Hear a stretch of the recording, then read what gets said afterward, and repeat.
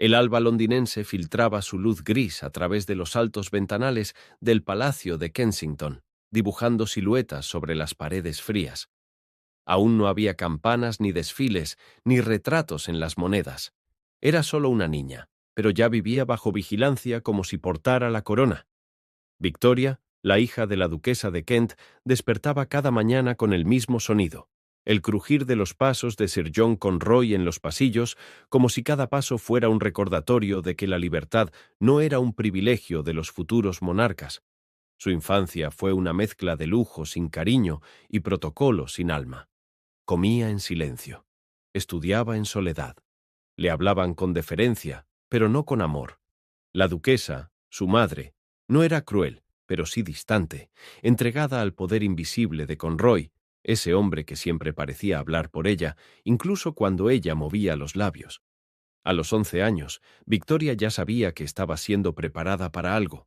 No lo entendía del todo, pero lo sentía, como se siente la lluvia antes de que el cielo se oscurezca. Todo el mundo parecía inclinarse ante una futura realidad, que sería reina. Y sin embargo, en los pasillos oscuros, ella apenas era una niña que hablaba con su perro Dash, su único confidente verdadero. Los años avanzaron con lentitud cruel, como si el destino no tuviera prisa. Fue educada con precisión matemática, historia, idiomas, música, pero poco sobre el mundo real. Se le enseñó a gobernar, pero no a vivir, a decidir, pero no a amar. Y eso, pensaba a veces con tristeza, sería su ruina futura. El día que cumplió 18 años, el destino pareció detenerse un instante. Una carta, una muerte, una corona. Era oficial. El rey Guillermo IV había muerto, y con él, su niñez. Victoria era ahora la reina del Reino Unido de Gran Bretaña e Irlanda. Pero más que la emoción, la joven sintió un escalofrío. No por el poder, sino por lo que implicaba. Ahora estaba sola, pero públicamente. Majestad, le dijo Lord Melbourne, su primer ministro, inclinando apenas la cabeza. A partir de hoy, todo gesto suyo será historia.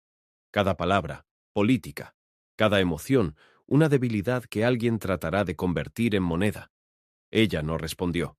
Observó desde el ventanal del Palacio de Buckingham, su nuevo hogar, el desfile interminable de carrozas, trajes y sombreros de copa, y por primera vez comprendió que no era libre.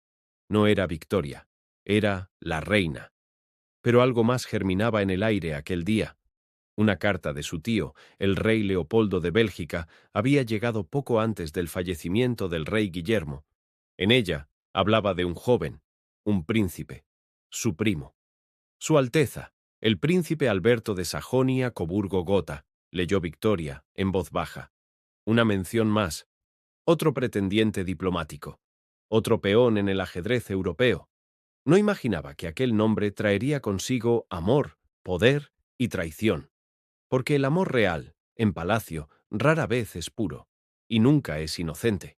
Octubre de 1839. El cielo de Londres estaba cubierto por una bruma densa que hacía temblar la luz de los faroles. La reina Victoria había estado de mal humor toda la mañana. Sus damas de compañía lo sabían, pero ninguna osaba preguntar el motivo. El té no estaba a su gusto, el vestido parecía demasiado rígido, y Dash, su leal spaniel, se había escondido bajo una mesa tras un gesto brusco de su dueña. «¿Y si no me gusta?», dijo en voz baja, como si no quisiera admitir la pregunta. «Majestad». La baronesa Lesen intentó responder, pero Victoria levantó una mano. No era un encuentro cualquiera, era una audiencia, una puesta en escena. El joven Alberto de Sajonia-Coburgo-Gotha llegaba desde Alemania a visitar a su prima, la reina de Inglaterra, con intenciones diplomáticas y, tal vez, algo más. Ella lo sabía. Todos lo sabían. Cuando finalmente lo anunciaron, la habitación pareció retener el aire. Él entró sin alarde, sin mirar de lado a lado como hacían otros cortesanos. Su andar era recto, casi demasiado solemne para su edad. Y aún así, no era arrogante. Llevaba el uniforme de gala de un príncipe menor, sin excesos, sin pretensiones. Era bello, pero no de forma obvia, no como los retratos idealizados que le habían enviado. Cuando sus ojos se encontraron, No hubo fuego. No aún. Lo que hubo fue otra cosa. Curiosidad silenciosa y una evaluación mutua. Victoria fue la primera en hablar. Primo Alberto, dijo, con una sonrisa que buscaba ser diplomática, pero que, para sorpresa de todos, se volvió genuina. Has crecido mucho desde la última vez que nos vimos. Majestad, respondió él, inclinando la cabeza con precisión germánica. Vuestra memoria es generosa. Yo apenas era un niño entonces. Había algo en su voz, un tono contenido, no adulador, no sumiso, controlado, y Victoria, acostumbrada a la reverencia mecánica de quienes la rodeaban, sintió una punzada. ¿Desafío? ¿O dignidad? Hablaron durante una hora, sobre música, sobre arte, sobre política europea. Lord Melbourne observaba desde una esquina, analizando cada palabra.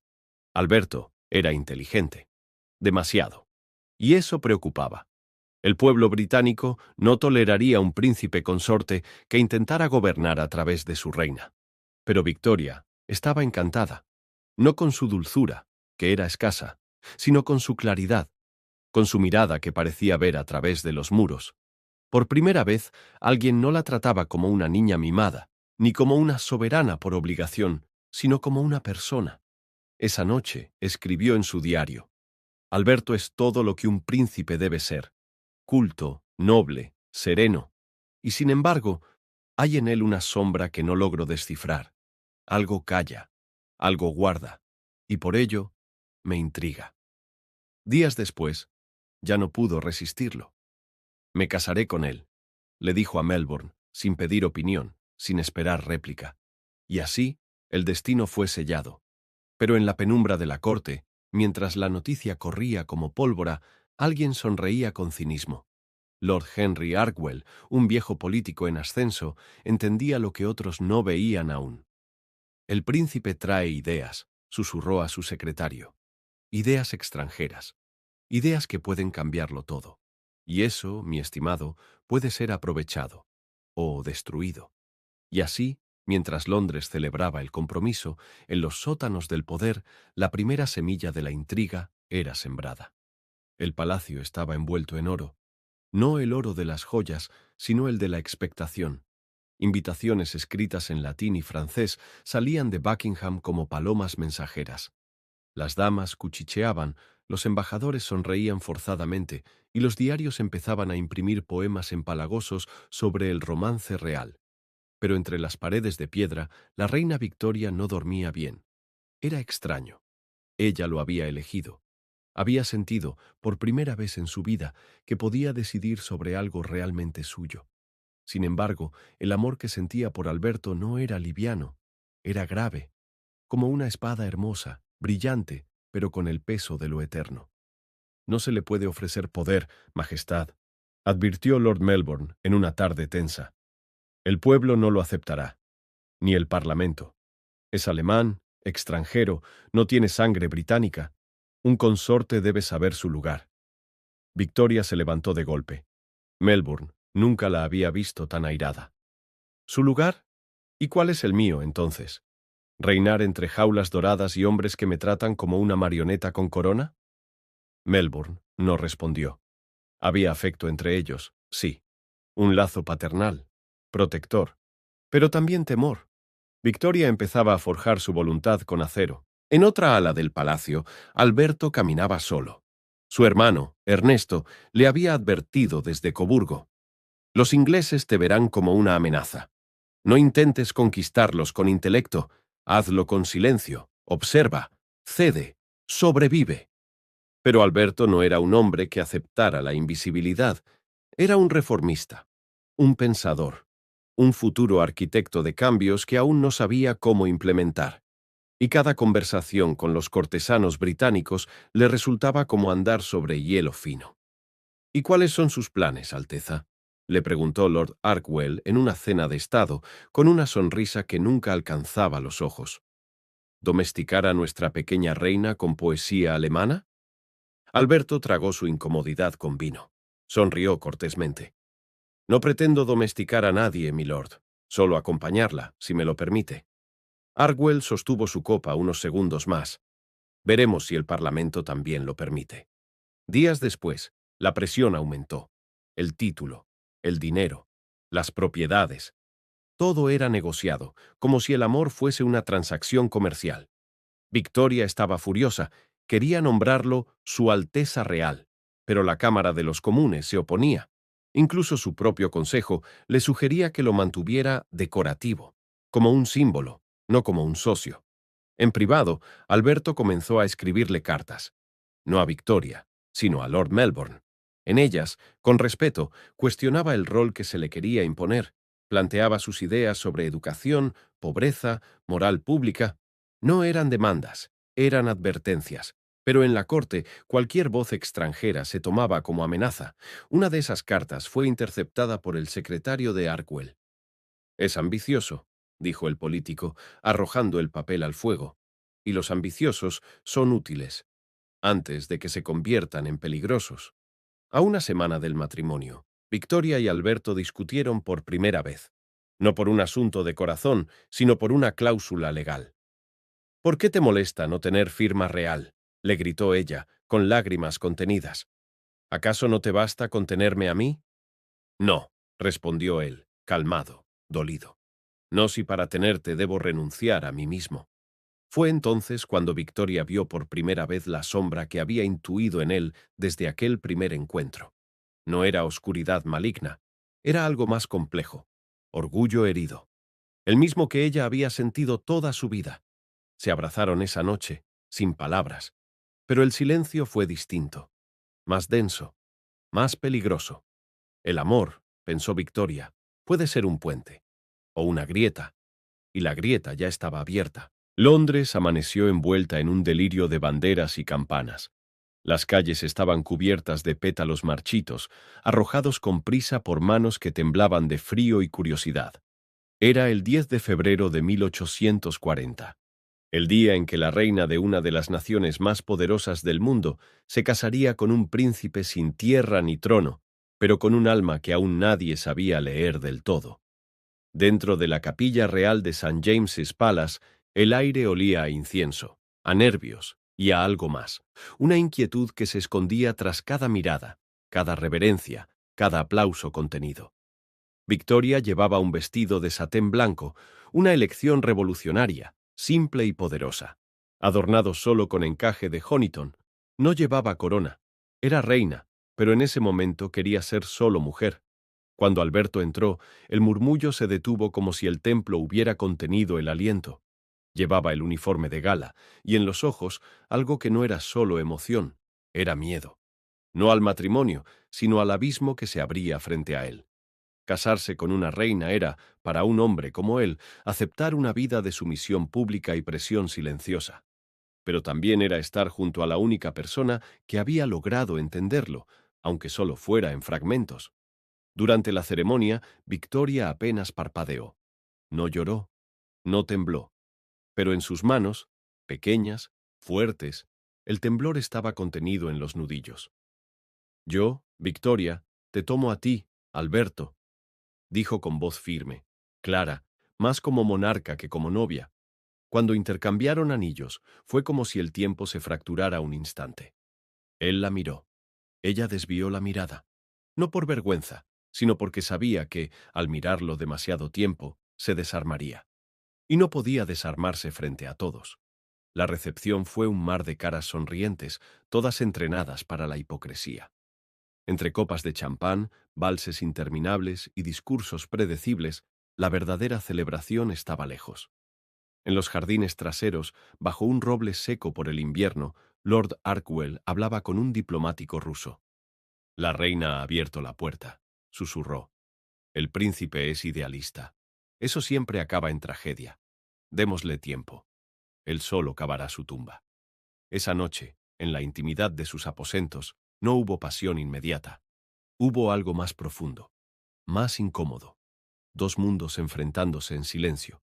Victoria, acostumbrada a ordenar, se sintió insegura al desabrochar su propio vestido. Alberto, criado entre restricciones morales, apenas sabía cómo tocar sin pedir permiso. Pero cuando finalmente se quedaron desnudos en cuerpo y palabra, El amor que habían sentido por separado se convirtió en una llama real. Fue torpe, fue humano, fue necesario. Después, mientras ella dormía, él se sentó junto a la ventana, miró el Támesis oscuro, pensó en lo que había dejado atrás y en lo que había ganado. Se dijo que lucharía por un lugar junto a ella, no detrás, no debajo, junto a, pero también supo que eso tendría un precio, tal vez demasiado alto. Los días siguientes fueron un equilibrio tenso. Alberto descubrió que no tenía despacho propio, que no podía asistir a reuniones sin invitación, que sus opiniones eran escuchadas como si fueran decoraciones extranjeras, exóticas pero prescindibles. Victoria, entre deberes de Estado y presiones de protocolo, empezó a sentir que el matrimonio había cambiado algo esencial. Ya no era simplemente la reina. Ahora era una esposa. Y eso, para la corte, era casi un pecado. «Debes tener paciencia», le dijo a Alberto una noche, cuando él le reclamó por haber sido excluido de una reunión con ministros. «No quiero paciencia, quiero respeto». «Y yo quiero paz», respondió ella, sin mirar. «Pero soy reina, no esposa de salón. Esto es lo que hay».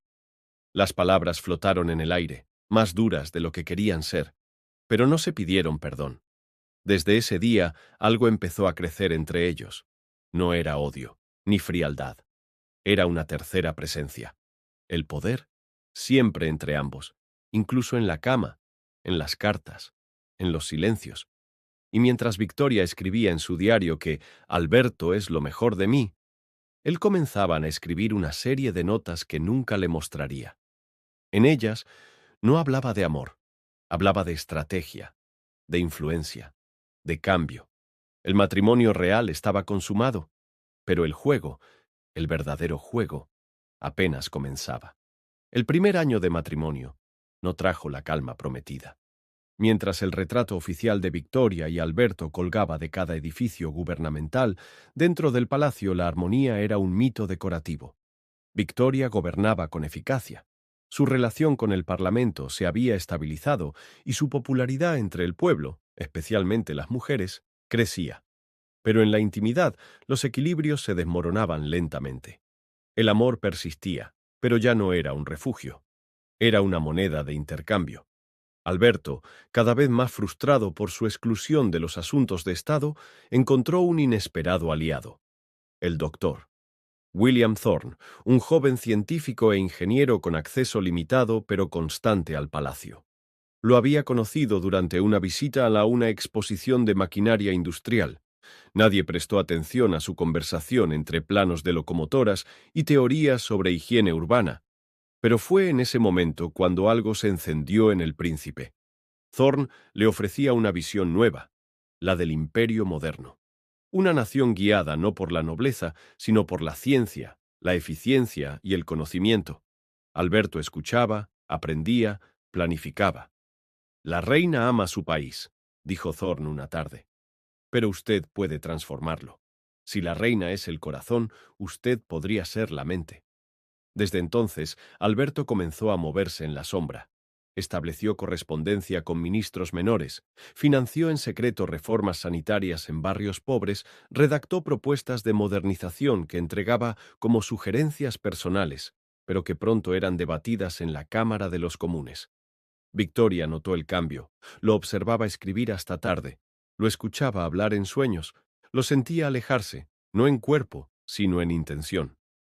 «¿A qué juegas, Alberto?», le preguntó una noche mientras se vestían para una gala diplomática. Él le sonrió sin ironía. «A lo mismo que tú, Victoria, a sobrevivir con poder».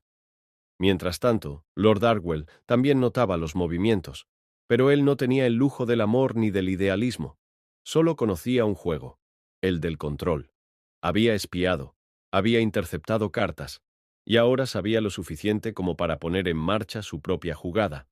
Contactó con Lady Alicia Kendrew, una noble viuda con habilidades discretas, inteligencia, belleza y una posición social ideal para moverse sin ser notada. «No quiero que lo seduzcas», le dijo Arkwell. «Quiero que lo observes. Encuentra su debilidad. Un hombre que piensa que puede reformar un imperio es un hombre que tiene un punto ciego. Descúbrelo». Entretanto, Victoria quedó embarazada. Fue anunciada con alegría en la prensa, pero para ella fue otra jaula. El embarazo la apartó del consejo privado, de las reuniones. Le impuso reposo mientras la maquinaria política giraba sin ella. Y Alberto empezó a ocupar su lugar. Con cada visita a un orfanato, con cada discurso sobre progreso, con cada fotografía pública que lo mostraba activo, compasivo, comprometido, el pueblo comenzaba a amarlo, a él. Victoria lo notó en las cartas, en los rumores, en las miradas de sus ministros, y por primera vez la duda la alcanzó. ¿Y si él la estaba reemplazando lentamente? Una noche, con la lluvia golpeando los cristales, la reina pidió verlo en privado. ¿Estás construyendo algo sin mí, Alberto?, preguntó con voz quebrada, no de furia, sino de temor. Él la miró, serio, herido. Numberlaw, estoy construyendo por ti, porque tú no puedes hacerlo sola, porque tú no ves lo que viene. ¿Y tú sí? Sí. Silencio. ¿Y si yo no lo quiero? Entonces, será mi deber protegerte de ti misma. Victoria lo abofeteó, no por la frase, sino porque había sido dicha con amor, y ese amor dolía más que el desprecio. En los pasillos, lejos de ellos, Lady Kendrew entregaba su primer informe a Arkwell. Su Alteza ha creado una red, no busca el trono, busca influencia, pero su idealismo lo hace peligroso, porque cree que puede cambiar el mundo sin ensuciarse. Arkwell sonrió, satisfecho. Entonces ya sé cómo destruirlo. No lo atacaremos como a un enemigo. Lo empujaremos como a un mártir. El primer hijo de Victoria nació en noviembre. El pueblo celebró. Pero esa noche, mientras sostenía a la pequeña princesa, Victoria sintió el frío de algo que no podía nombrar. El invierno había llegado, y con él un juego en el que el amor sería la primera víctima. La princesa Victoria, primogénita del matrimonio real, dormía entre cortinas de seda y candelabros silenciosos. Para el pueblo era la imagen de la estabilidad. Para los cronistas, una bendición de Dios. Para la reina era otra responsabilidad grabada a fuego sobre su pecho. Pero para Alberto, la hija era un símbolo más de lo que se podía construir. No una distracción, sino una razón. Había multiplicado sus esfuerzos con Thorne y otros reformistas, creando una red intelectual a la que llamaban, casi en broma, la corona silenciosa. Promovían mejoras en educación, derechos laborales, salud pública. Todo bajo el manto de consejos informales al Parlamento. La reina no estaba ciega a ello, tampoco del todo en contra, pero lo que la perturbaba era que Alberto ya no pedía permiso. Una tarde de primavera, Melbourne, ya envejecido, pero aún con cierta influencia, le habló con cuidado. Majestad, su esposo, inspira respeto, pero también temor. Sus ideas se filtran por canales no oficiales. El pueblo lo ama. La Cámara, no tanto. Victoria giró el rostro hacia la ventana. ¿Y tú, Melbourne? ¿Tú lo temes? El viejo ministro sonrió con tristeza. Joe, temo lo que tú harás para detenerlo. Mientras tanto, Lord Arkwell iniciaba su plan con precisión quirúrgica. Usó los rumores que Lady Kendrew había recopilado, encuentros discretos entre Alberto y empresarios liberales, fondos desviados hacia imprentas clandestinas que publicaban panfletos sociales, una supuesta carta con tono revolucionario dirigida a un político escocés. Todo era verdadero, pero cuidadosamente incompleto. Bastaba con sugerirlo, no demostrarlo, y la sugestión es el arma favorita del poder. La primera explosión fue en la prensa. Un artículo anónimo en The London Gazette insinuaba que el príncipe consorte tenía ambiciones más allá de las paredes del palacio. El Parlamento pidió una investigación. No oficial, por supuesto, pero efectiva. Victoria estalló. «¡Son mentiras!», gritó, lanzando el diario contra el suelo de mármol. Pero Alberto no respondió. No se defendió. Solo la miró. «¿Tú también lo crees?». Victoria no supo qué decir. Esa noche, el silencio en sus aposentos fue más espeso que nunca. Ella lo observó desvestirse sin hablar. Él encendió una lámpara sin pedir ayuda. «Si sigues avanzando sin mí, Alberto», dijo, apenas audible, «yo no podré seguirte». Él no se volvió. «Entonces sígueme como reina». no como esposa. Ella se levantó, temblando, pero no de frío. ¿Y si no quiero seguirte? ¿Y si el pueblo me exige que te detenga? Alberto se giró. Por primera vez, su voz fue baja y peligrosa. Entonces tendrás que elegir, Victoria, el trono o la verdad. En la sombra, Argüell disfrutaba su obra maestra. Su siguiente jugada fue brutal. Filtró una carta, falsificada con maestría, en la que supuestamente Alberto ofrecía apoyo a un grupo radical escocés a cambio de libertad operativa. Era un montaje, pero bien construido, innegable, inmoral. Victoria fue forzada a actuar. El consejo exigió una audiencia. Alberto se presentó, digno, pero solo. Ella no lo acompañó. Las preguntas fueron sutiles, pero afiladas. Él negó todo, pero no imploró. Solo dijo una frase que resonaría por años. No he traicionado a la corona, pero quizás la he adelantado en el tiempo. Y eso nunca se perdona. Esa noche, Victoria no durmió. Caminó por los pasillos del palacio como una sombra. Se detuvo frente al retrato de ambos, pintado tras la boda. En él, ella sonreía. Él la miraba. Era mentira.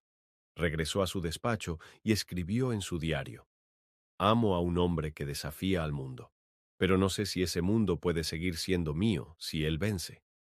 Mientras tanto, Lady Kendrew fue convocada por Arkwell en secreto. ¿Está roto? Number pero herido. Y cuando un hombre noble se siente traicionado, empieza a planear con precisión. Peor aún, con fe. Arkwell la miró fijamente.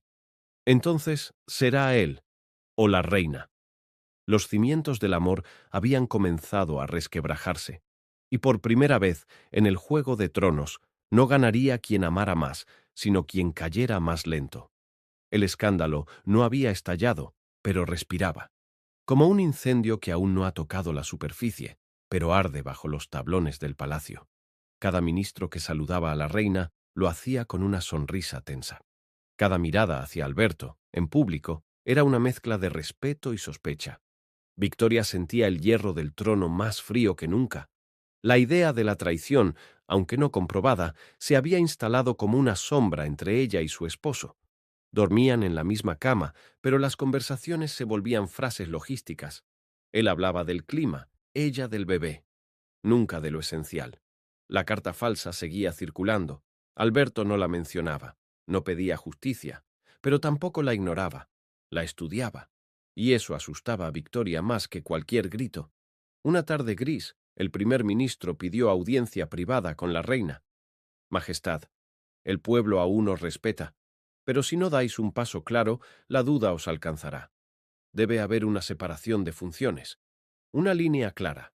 Él no puede seguir influenciando al gabinete. Victoria cerró los ojos.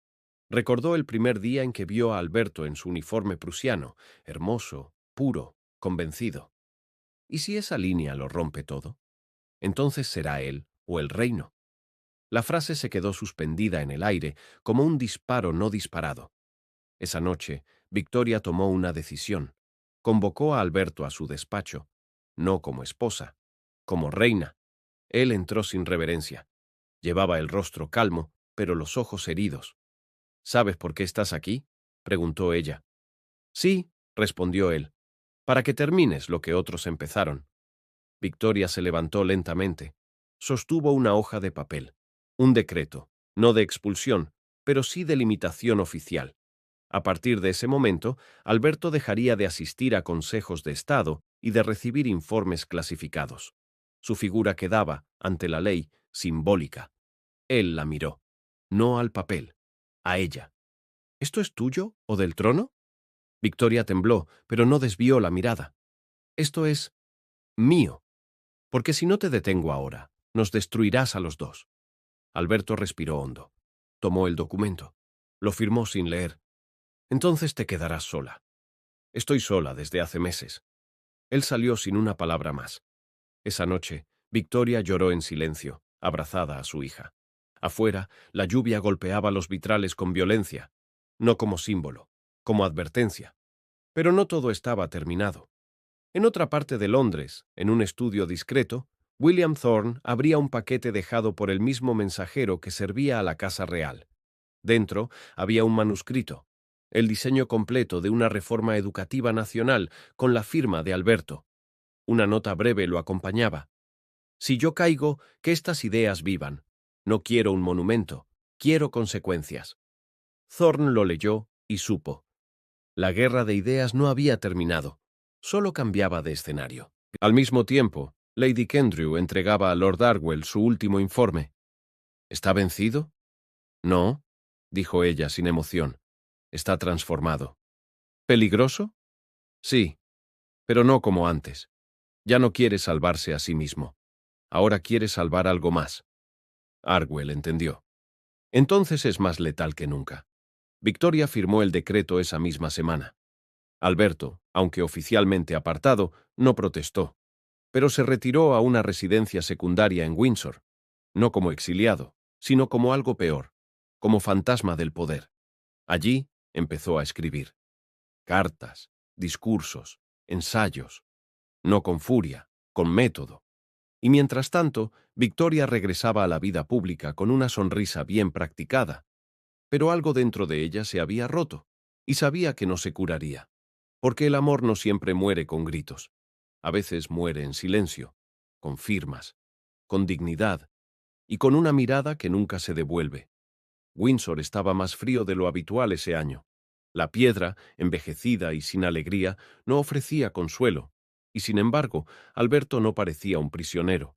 Se levantaba al alba, caminaba los jardines solo y escribía. Cada página no era una confesión, era un plano. Redactaba propuestas, ensayos sobre pobreza, salud, educación. Los firmaba solo con una letra, A. Y pronto comenzaron a circular. No oficialmente. Pero La Voz del Norte, un periódico popular en Manchester, publicó el primero. El estilo era elegante, duro, esperanzador. Hablaba del futuro, de un imperio guiado por razón y equidad. No mencionaba a Victoria, ni a la monarquía. La reacción fue inmediata. Los círculos liberales lo adoptaron como símbolo. Las fábricas en Leeds colgaron carteles con frases suyas. En los cafés de Edimburgo, intelectuales jóvenes lo llamaban el Rey Moral, un apodo peligroso. Victoria lo leyó en el desayuno. El Rey Moral, susurró, pero sin corona, sin deberes, sin responsabilidad, solo palabras. Palabras que pueden incendiar imperios. Melbourne trató de calmarla. No ha hecho nada ilegal, Majestad, pero sí ha tocado algo sensible. El pueblo cree en él. El pueblo también cree en milagros. Pero el gobierno no se puede gobernar con fe. Victoria sabía que debía actuar, pero no como esposa, como monarca.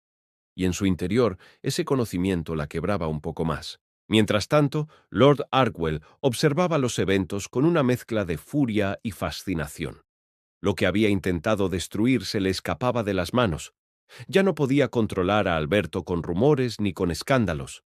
Ha dejado de ser un hombre, ahora es una causa, dijo, golpeando su bastón contra el suelo. Lady Kendrew, como siempre, estaba un paso por delante. Entonces debemos tratarlo como tal. Censurarlo solo lo fortalecerá. Acusarlo lo hará mártir. ¿Y entonces? Hay una alternativa. Silencio. ¿Cuál? Hacer que alguien hable. Alguien cercano. Alguien que lo haya amado. Y que ahora lo tema. Arkwell entendió al instante. La reina. Victoria recibió una carta anónima. No firmada, pero con la marca de Arkwell. Un sobre gris, sin remite, con un solo mensaje en tinta negra. Un rey sin corona puede alzarse más alto que uno con ella. Antes de que te quite el imperio, quítale el alma. La frase la dejó helada. No por su crueldad, sino porque una parte de ella, muy secreta, muy enterrada, temía que fuera verdad. Días después, Victoria viajó a Windsor sin previo aviso. Encontró a Alberto en su estudio, rodeado de papeles. Su cabello estaba más canoso, pero sus ojos, esos ojos aún la sabían leer. «Vienes como reina», dijo él sin amargura. «Vengo como advertencia», respondió ella. Alberto suspiró. «¿Vas a callarme? No voy a pedirte que elijas. ¿El pueblo o la corona? ¿No pueden ser lo mismo?» No si el pueblo te prefiere a ti. La conversación duró horas. No discutieron, no se gritaron, solo pusieron sobre la mesa las piezas finales de un amor imposible. Al final, Victoria se levantó. Si sigues, te atacarán, con leyes, con palabras, tal vez con algo peor. Alberto sonrió por primera vez en mucho tiempo. ¿Y tú? Yo no podré defenderte, porque ya no sé si tú eres mi esposo o mi rival. Se miraron, y en ese instante lo supieron ambos. El amor ya no era lo importante era quién sobreviviría a la historia. Días más tarde, un atentado fallido sacudió Manchester. Una imprenta incendiada, varios muertos. El incendio fue atribuido a agitadores leales a la reina. No hubo pruebas, pero el mensaje estaba claro, y Alberto no respondió. No con rabia, no con denuncias, solo con otro artículo, más duro, más directo, y en su último párrafo escribió: si la corona tiene miedo de las ideas, entonces no necesita enemigos, ya los lleva dentro. El fuego se había encendido, y ahora ninguno de los dos podía apagarlo sin quemarse, porque en este nuevo campo de batalla la verdad no era el arma más poderosa, era la culpa, y ambos la llevaban como una corona invisible. Capítulo 9. La llama que divide. El pueblo se había levantado, no con armas, pero con ideas. Las reformas que Alberto había propuesto, aunque nunca oficialmente adoptadas, comenzaban a tomar forma en los barrios más empobrecidos de Londres, Manchester y Glasgow. Los obreros se organizaban. Las mujeres, más que nunca, reclamaban derechos, y en las tabernas se susurraba un nombre: el príncipe de la razón. Los periódicos, antes alineados con la corona, empezaron a cambiar su tono. Algunos apoyaban abiertamente a Alberto, otros lo llamaban el Mesías de la clase obrera. Los discursos en los cafés se transformaron en arengas. Los líderes sindicales comenzaron a hacerle eco a su palabra, aunque él nunca les había pedido que lo hicieran.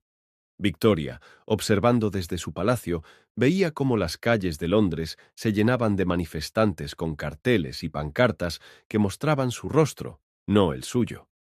Cada vez que pasaba por el palacio de Buckingham, las masas se agolpaban, no para verla a ella, sino para ver a él, el hombre que había renunciado a su corona para ofrecer ideas. Al principio no podía creer lo que veía. El pueblo no la amaba, lo amaba a él. La traición no era solo un eco en los pasillos del palacio, era palpable en cada mirada. Pero el control no lo tenía ni Alberto ni Victoria. El Parlamento comenzaba a presionar. Los ministros conservadores temían que la influencia de Alberto se expandiera hasta el punto de desafiar la estabilidad misma del imperio, pero no sabían cómo actuar sin destruir la monarquía por completo. En las sombras, Arkwell avanzaba. Era un hombre frío, calculador, que no creía en las luchas románticas. Él creía en las estrategias, y había llegado el momento de actuar. Necesitamos que la reina se posicione, dijo a Lady Kendrew mientras estudiaba los informes sobre las manifestaciones que se multiplicaban en las ciudades más importantes. Si la reina actúa contra él, perderá al pueblo. Pero si no actúa... Lady Kendrew levantó la mirada, consciente de las implicaciones. Entonces tenemos que hacer que el pueblo se olvide de él. Y para eso necesitamos a alguien más, a alguien que sea más cercano, más confiable. Lady Kendrew comprendió. El plan estaba en marcha. Esa misma noche, en el palacio de Windsor, Victoria no podía dormir. El peso del trono se había vuelto insoportable. Había tomado decisiones que la habían separado de Alberto, pero ahora, las consecuencias de esas decisiones parecían mucho más grandes de lo que había anticipado. Alberto, susurró en la oscuridad, mirando el retrato de él que colgaba en la pared. ¿Qué nos hemos convertido? Un golpeteo suave en la puerta interrumpió sus pensamientos. Era su sirviente, que le traía una carta. La carta estaba escrita con una caligrafía que reconoció de inmediato. Alberto. Con manos temblorosas, la abrió. Victoria, no me he alejado de ti. He seguido fiel a mi amor por ti, pero no de la manera en que esperabas. He tocado la raíz de este imperio y he visto las sombras. No me pidas que lo abandone, porque no puedo. Tampoco te pido que me sigas ni que me entiendas. Pero te lo pido, por última vez, elige, o el trono o el pueblo, porque al final ambos perderemos si sigues vacilando. Con amor, Alberto. El dolor fue agudo, pero había algo más, la sensación de que había sido traicionada por su propia debilidad. Durante todo este tiempo había mantenido la esperanza de que el amor prevalecería, pero ahora entendía que el amor no tenía cabida en una guerra tan grande. Al día siguiente, el Parlamento se reunió en sesión extraordinaria. La cuestión era clara. ¿Debía la reina actuar con fuerza contra el movimiento de Alberto? Los ministros conservadores estaban a favor de una acción directa, pero Victoria, consciente de la amenaza a su reinado, se negó. El pueblo estaba demasiado a favor de él. Si atacaba, se arriesgaba a perder la legitimidad. En una jugada desesperada, Arkwell decidió actuar personalmente. Convocó a un grupo de los más influyentes ministros y generales del ejército y les ofreció un pacto. Un golpe de Estado suave. No sería una invasión militar, sino una subversión política. El Parlamento propondría una ley para reducir los poderes de la reina y transferir parte de la autoridad a un Consejo Nacional, que tendría el poder de convocar elecciones. La reina no se quedaría sin poder, pero sería un símbolo vacío. La noticia llegó a Victoria de la forma más dolorosa posible. Durante una gala celebrada en el Palacio de Buckingham, Arkwell, con una sonrisa fría y calculada, le entregó un sobre sellado. «Esto es para usted, Majestad».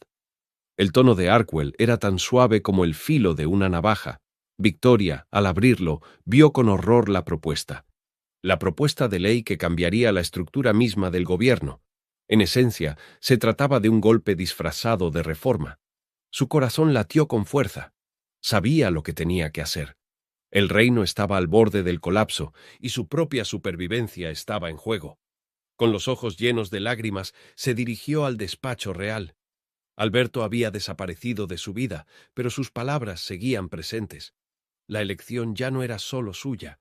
El imperio, como el amor, había dejado de ser una cuestión de fe. La última jugada sería suya, y ya no sería una cuestión de reinar, sería una cuestión de supervivencia. La noche se alargó como un manto oscuro sobre Londres, la ciudad que tanto amaba Victoria. A través de las altas ventanas del Palacio de Buckingham, las luces de la ciudad se difuminaban en la bruma. Era un espejo roto de lo que una vez había sido un reino estable, seguro. Las intrigas, los traiciones y las sombras de un amor perdido parecían haber tragado todo lo demás. Victoria permanecía en su despacho, los dedos sobre la carta que había recibido de Arkwell. El golpe era inminente, pero no por la fuerza de un ejército. El golpe sería político, disfrazado de reformas necesarias para la estabilidad del país. El imperio había dejado de ser una corona de oro. Ahora era un sistema, una máquina de poder que no podía permitirse la fragilidad de su monarca. El sol nunca había estado más lejos de ella. Había sido una reina gloriosa, pero ahora se encontraba atrapada en las redes de un imperio que ya no reconocía. Esa misma noche, Alberto estaba en su estudio en Windsor, una vez más rodeado de papeles. Había escrito casi sin descanso decenas de discursos, ensayos y cartas, pero ninguna de esas palabras parecía suficiente para cambiar el curso de los acontecimientos. Había renunciado a su poder para ofrecerle a su país algo mejor, ideas. Pero en su aislamiento comenzó a darse cuenta de lo que Victoria había temido siempre. El precio de las ideas no era solo la muerte del amor, sino también la del alma del imperio. Las reformas que había propuesto no eran lo que el pueblo necesitaba, al menos no ahora. Cuando llegó la carta de Victoria no hubo sorpresa en él. Él había sentido que ella no era más que un eco del pasado. Pero lo que sucedió después fue un cambio irreversible. Al amanecer, Victoria convocó al gabinete de ministros. La reunión sería decisiva.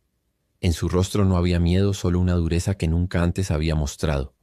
Sabía lo que debía hacer. Esta nación no se rendirá ante los ideales de un solo hombre, dijo, su voz firme. Si el pueblo quiere revolución, tendrá que enfrentar la realidad. A través de la puerta cerrada, las voces de los ministros se alzaron.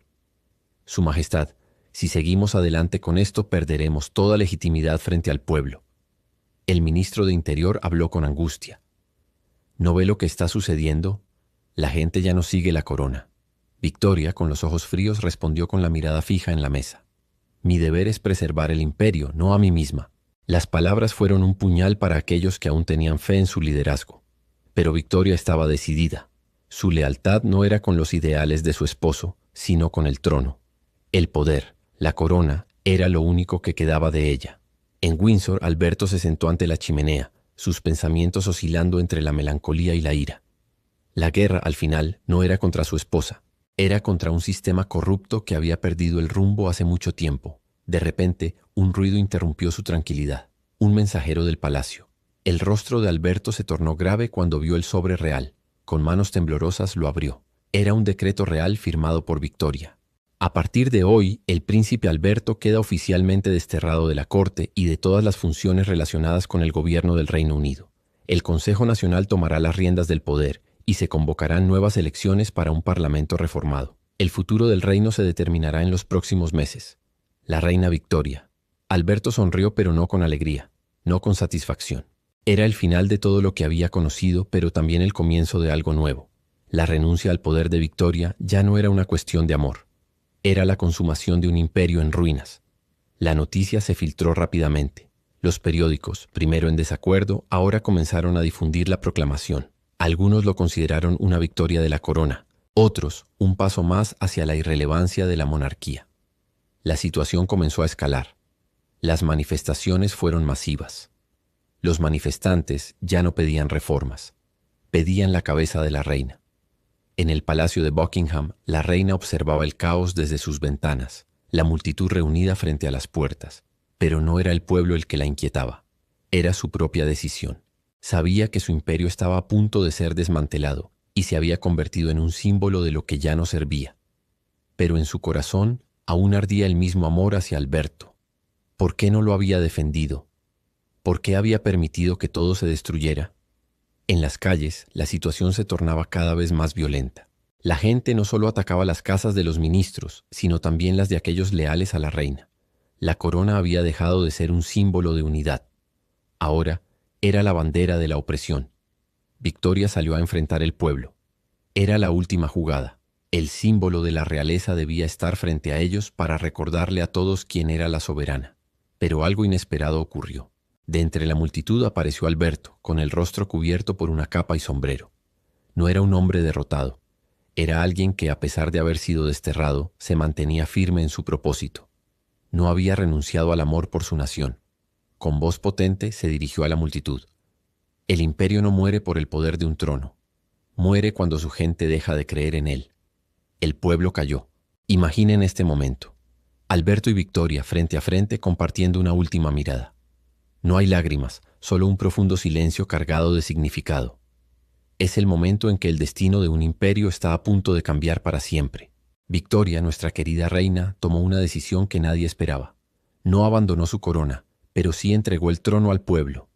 ¿Se imaginan el peso de esa decisión? No hubo gritos, no hubo batalla, solo una serena aceptación de que las palabras de Alberto contenían una verdad innegable. ¿Y saben qué fue lo más impresionante? Que en su último acto como gobernante, Victoria eligió el amor por encima del poder. El Reino Unido se transformó en una república, y las reformas que Alberto tanto anheló finalmente vieron la luz. Pero la vida, amigos, a veces nos presenta giros inesperados. Alberto, el visionario que soñó con un futuro diferente, no llegó a ver su sueño completamente realizado. No fueron sus enemigos quienes lo derrotaron, sino el cansancio de una vida dedicada a luchar por sus ideales. Y Victoria, nuestra Victoria, pasó sus últimos días en un retiro tranquilo, recordada no por su corona, sino por su capacidad de elegir el amor verdadero. Esta historia nos enseña algo precioso. A veces el amor nos pide soltar aquello que creemos más importante. Victoria y Alberto nos dejaron un legado que va más allá de los libros de historia. Nos mostraron que cuando el amor y el deber se encuentran en una encrucijada, la decisión más valiente puede ser dejar ir. Si esta historia les ha llegado al corazón tanto como a mí, no olviden darle like al video y suscribirse al canal. Compartan en los comentarios. ¿Ustedes qué hubieran hecho en el lugar de Victoria? Nos vemos en el próximo video, familia de YouTube.